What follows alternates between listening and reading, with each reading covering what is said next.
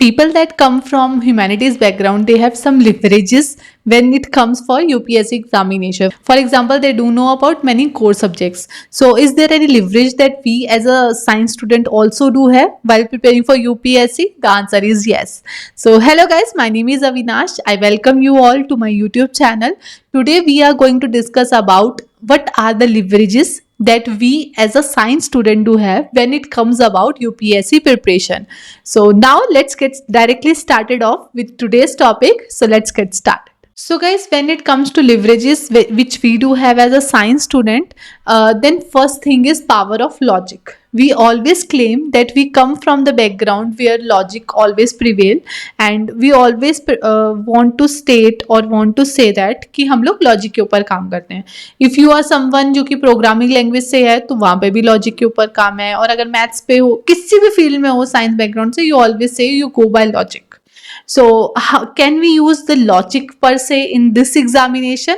Because हम लोग क्या बोलते हैं, ह्यूमैनिटीज वालों को कुछ जगह पे एज मिलता है specifically for the core subjects. So let's understand what is the power of logic that we can use in this examination, that is geography.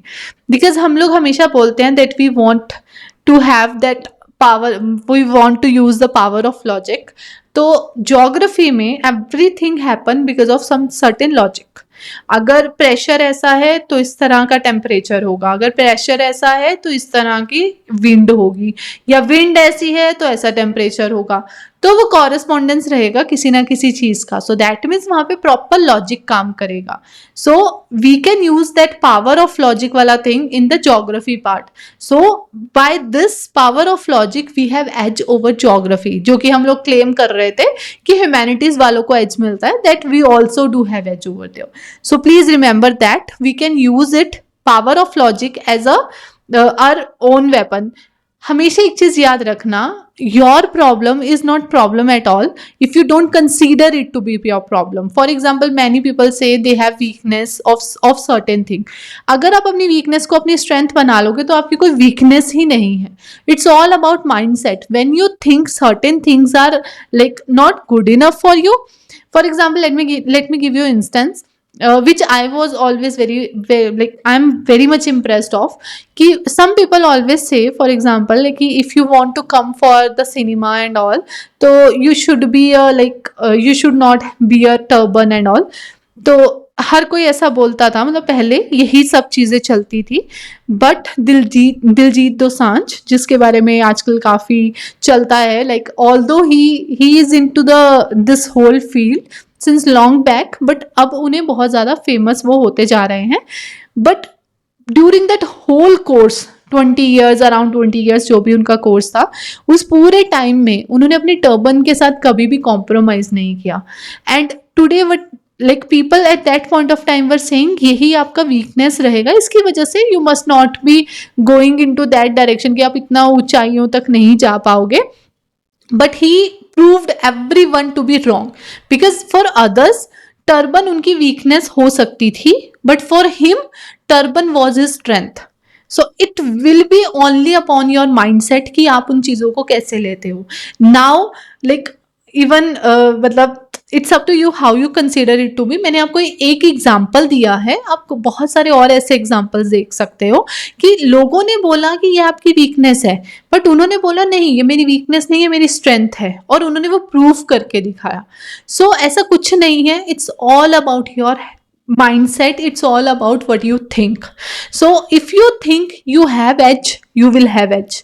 If you think you are lacking there, you will lack there, because that's what you think, and you become what you think. Always remember that line, you will become what you think. तो हमेशा ध्यान रखो कि आप सोच क्या रहे हो. So this is how power of logic can be used for geography if it goes by practical implementation. क्योंकि हम लोग जब भी अपनी साइंस बैकग्राउंड से होते हैं तो हम लोग काफ़ी लैब्स वगैरह करते हैं, वहाँ पे प्रैक्टिकल्स होते हैं. So if we want to use that practical implementation वाला part, so that we can use for polity also. क्योंकि पॉलिटी में जो भी पढ़ा है वो आपको उसी समय में इम्प्लीमेंटेशन में दिख रहा है। अगर आपने लोकसभा राज्यसभा पढ़ी है तो आपको उसको दिमाग में इमेजिन करने की जरूरत नहीं है। आपको पता है लोकसभा में ये सब कुछ है, आपको पता है राज्यसभा में ये सब कुछ हो रहा है, तो वो प्रैक्टिकल इम्प्लीमेंटेशन वाला पार्ट आपको मिल जाएगा पॉलिटी में। तो आपने लॉजिक कहाँ यूज किया? ज्योग्राफी में। इम्प्लीमेंटेशन, प्रैक्टिकल इम्प्लीमेंटेशन कहाँ देखा? पॉलिटी में। एंड देन कम मैथ्स, क्योंकि हम मैथ्स सब लोग पढ़ते हैं, राइट?